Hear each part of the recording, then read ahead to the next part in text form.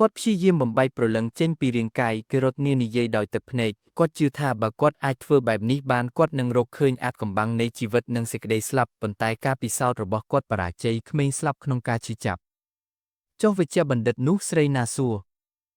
នៅពេលអាជ្ញាធរចាប់ផ្ដើមសង្ស័យគាត់បានសម្លាប់ខ្លួនប៉ុន្តែមុនពេលស្លាប់គាត់បានធ្វើពិធីខ្លះដើម្បីចង់ព្រលឹងរបស់គាត់ជាមួយផ្ទះនេះគាត់មិនចង់ឲ្យនរណាដឹងការពិតគាត់នៅតែបន្តធ្វើទារុណកម្មវិញ្ញាណក្មេងទាំងនេះ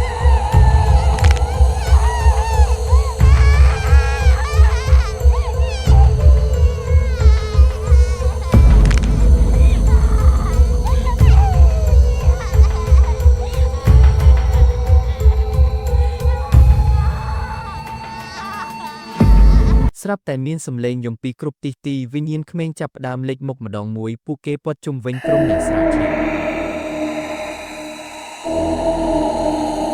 យើងបានរងចាំអ្នករាល់គ្នាវិញ្ញាណក្មេងនិយាយព្រមគ្នាអ្នករាល់គ្នាគឺជាក្តីសង្ឃឹមចុងក្រោយរបស់ពួកយើងសូមជួយរំដោះពួកយើងពីការឈឺចាប់នេះ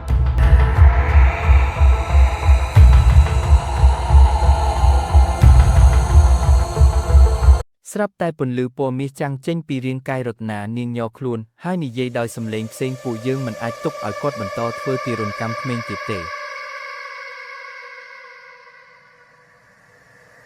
វិញ្ញាណវេជ្ជបណ្ឌិតលេចមុខភ្លាមនៅចំពីមុខពួកគេអ្នករាល់គ្នាគិតថាអាចបញ្ឈប់ខ្ញុំបានមែនគាត់សើចខ្ញុំបានធ្វើពិធីព្រេងជាច្រើនដើម្បីចង់ព្រលឹងខ្ញុំនឹងផ្ទះនេះគ្មាននរណាអាចបណ្ដេញខ្ញុំចេញបានទេ